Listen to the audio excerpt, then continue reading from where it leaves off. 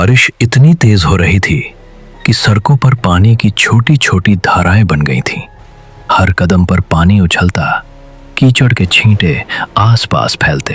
नीलगढ़ शहर की गलियां सुनसान लग रही थीं, जैसे रात का हर कोना बारिश के डर से खुद को छुपा रहा हो। आज आरव मल्होत्रा को ऑफिस से निकलने में बहुत देर हो गई थी। घड़ी ने रात के 11:45 बजा दिए थे। सड़क पर सिर्फ बारिश की आवाज और दूर कहीं गड़गड़ाती बिजली सुनाई दे रही थी। आज तो सच में बुरा फंस गया। मैंने इतना काम रखा था, देर हो गई। अगर आखिरी बस छूट गई तो घर पहुंचना मुश्किल हो जाएगा। बस जल्दी पहुंचना पड़ेगा। मेरे घर की गर्म चाय और बिस्तर। आरव अपनी कोट की आस्तीन को कसता हुआ तेजी से चल पड़ा। बारिश के पानी ने उसके बाल गीले कर दिए थे। जूते फिसल रहे थे और गीली सड़कें हर कदम पर चुनौती दे रही थीं। वो अपनी नजरें चारों तरफ दौड़ाते हुए हर गली को देख रहा था। अरे भगवान, इतनी बारिश! अगर कोई कार या रिक्शा मिल जाए तो। नहीं, बस पकड़नी ही पड़ेगी। आरव की नजर दूर सड़क पर चमकती हेडलाइट पर पड़ी। बारिश के बीच भी वो लाइट चमक रही थी, जैसे कोई संकेत दे रही हो। उसने दौड़ तेज कर दी। हर कदम पर पानी उसके जूते में घुस रहा था, लेकिन मन में बस एक ही चीज थी, घर पहुंचना। रुको, कृपया रुको, मैं चढ़ जाऊंगा। बस धीरे धीरे स्टॉप की ओर बढ़ रही थी। ड्राइवर ने रफ्तार बढ़ाई, जैसे किसी ने भीड़ के बिना रास्ता साफ कर दिया हो। आरव हाँफ रहा था। उसके जूते फिसल रहे थे और हाथों में पानी की धाराएं चुभ रही थीं। बस मेरी आखिरी उम्मीद है। अगर मैं चढ़ गया तो शायद सब ठीक हो जाएगा, अगर नहीं तो। आरव की आंखों में आंसू नहीं थे, लेकिन बारिश की बूंदें उसकी आंखों में झलक रही थीं।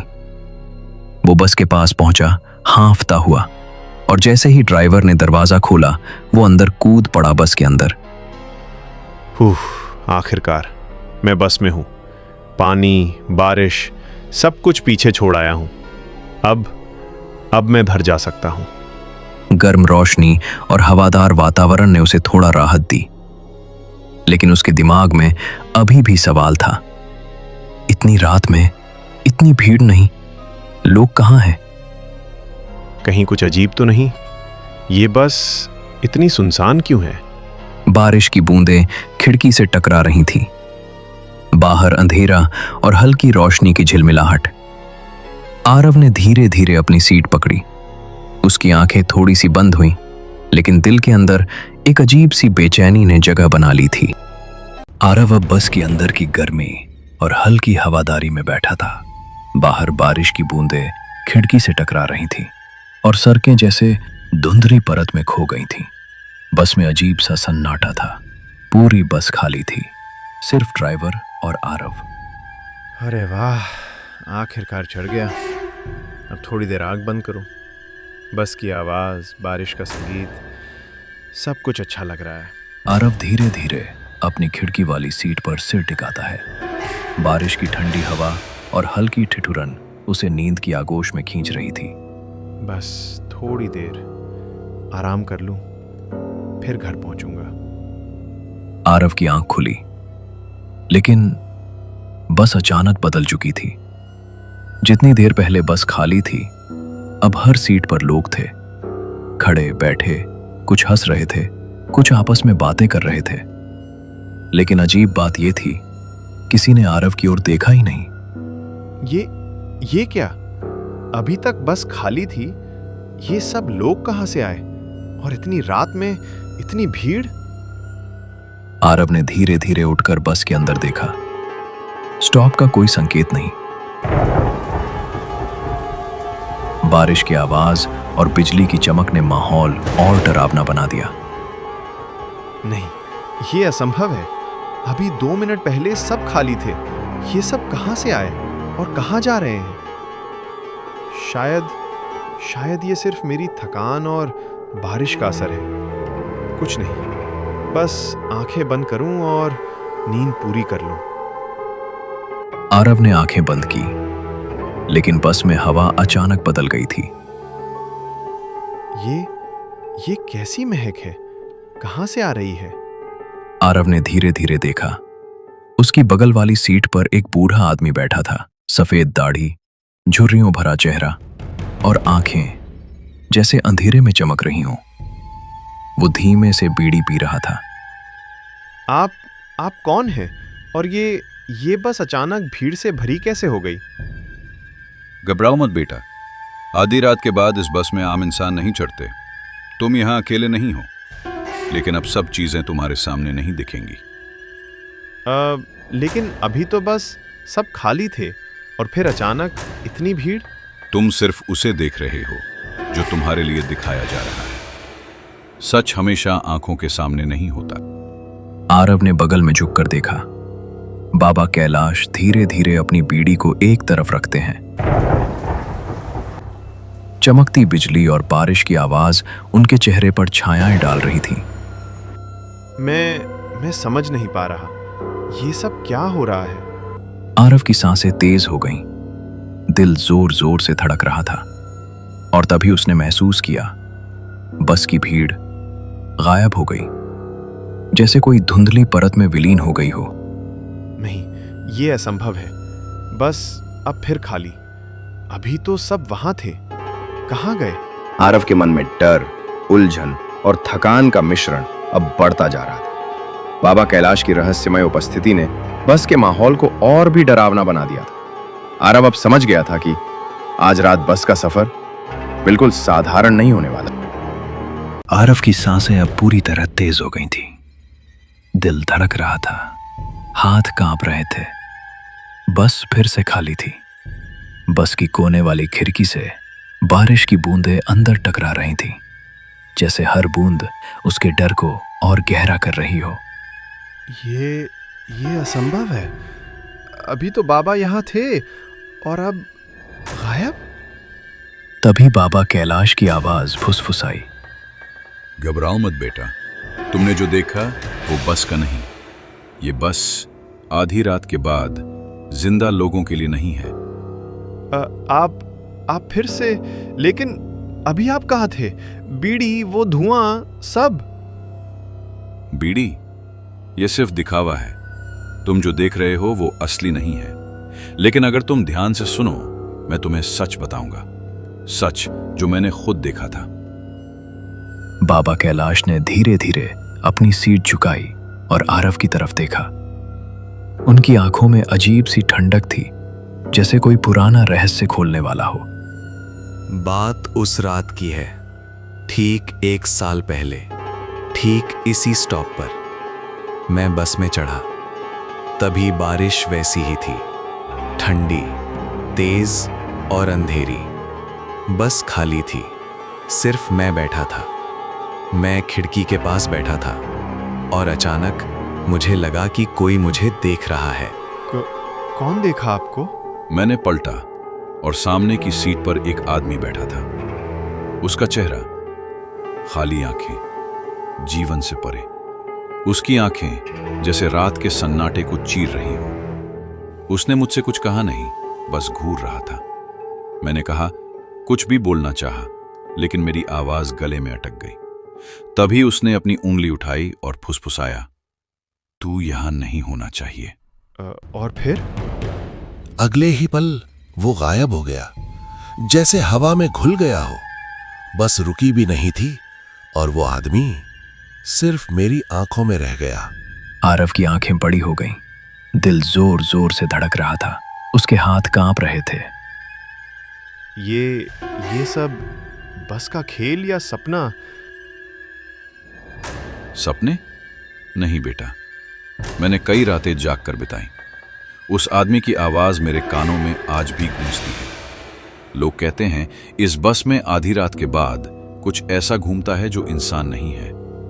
कुछ दिखता है, कुछ गायब हो जाता है, और केवल वही देख पाता है जो ध्यान से देखता है। आरव ने अपना चेहरा दोनों हाथों में दबाया।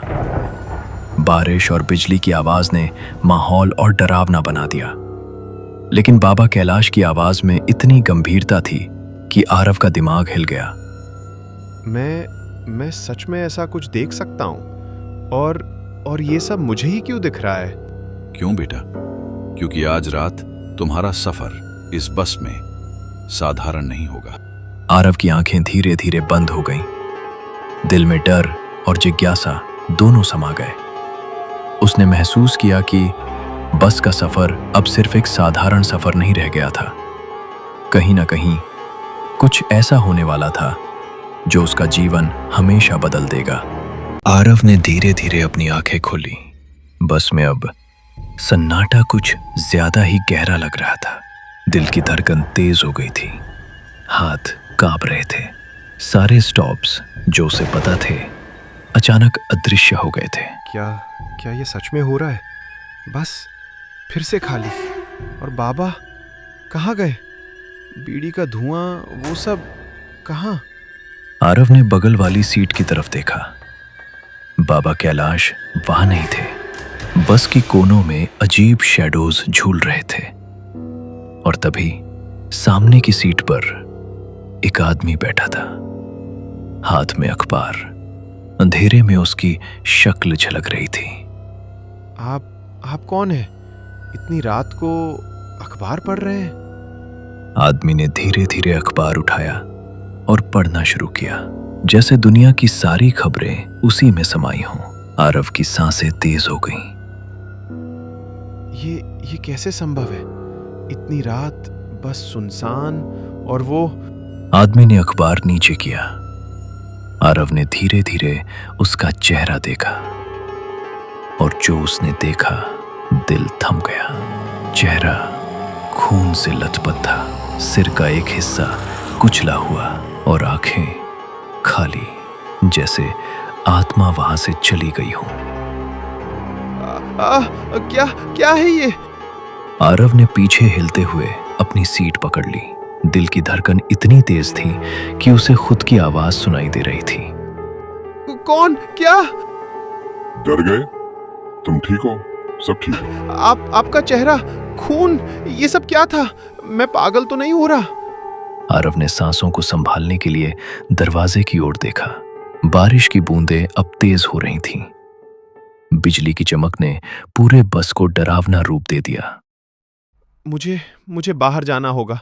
मैं अब और नहीं रह सकता। आरव ने दरवाजे की ओर दौड़ा। जैसे ही उसने कदम रखा, आदमी अचानक वहां खड़ा था। डर गए ना बेटा? इस बस में रात को अजीब चीजें होती हैं। कुछ दिखता है, कुछ गायब हो जाता है। तुमने देखा तो भूल जाओ, यहां रुकना मत। आरव ने कांपते हाथों से पानी की बोतल ली, चेहरे पर छींटे मारे, 2 घूंट पानी पीकर खुद को संभाला। फिर सीट पर लौटकर बैठा। लेकिन उसकी आंखों के सामने वही आदमी अब वहां नहीं था। कहाँ गया? अभी तो यहीं था। बीड़ी, अखबार, सब। और तभी बस के दरवाजे की तरफ से आवाज आई, मैं यहां हूं। आरव ने देखा, वही आदमी अब दरवाजे पर खड़ा था। बस अचानक रफ्तार पकड़ती है और आदमी अचानक बाहर कूद जाता है। जोर की टक्कर और चिल्लाने की आवाज बस में गूंजती है। नहीं, अब भागना ही होगा। किस्मत से बस अगला स्टॉप आ गया। आरव कूद पड़ा। बारिश में भीगते हुए स्टॉप पर अब उसने देखा बस का असली रूप। जली हुई, टूटी हुई और अंदर मरे हुए लोग। खिड़की से मुस्कान, वही बाबा कैलाश और अखबार वाला। ये असली था। ये बस सच में। मैं अब घर में ही जा सकता। आरव बारिश में भीगते हुए स्टॉप पर खड़ा था। दिल की धड़कन अब भी तेज थी। उसका दिमाग अब तक समझ नहीं पाया था कि क्या सच था और क्या भ्रम। पास में सड़क पर पानी की धाराएं बह रही थी। बिजली की चमक हर 5 सेकंड में उसे डरावना दृश्य दिखा रही थी। मैं बाहर हूं, लेकिन ये बस सच में क्या थी?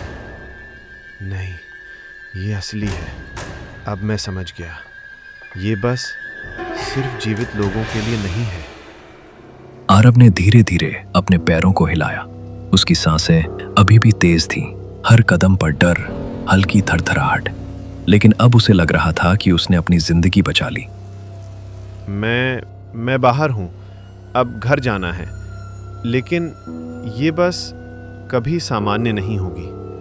जो भी इसमें चढ़ेगा वो भी मेरी तरह देखेगा। आरव ने धीरे धीरे स्टॉप से सड़क पार। बारिश की बूंदें अब उसके चेहरे पर गिर रही थी, जैसे उसे सच में धो रही हों। अखबार वाला आदमी और बाबा कैलाश, सिर्फ मैं ही जान सकता हूं कि वो असली कौन था और कौन सिर्फ परछाई। आरव ने एक गहरी सांस ली।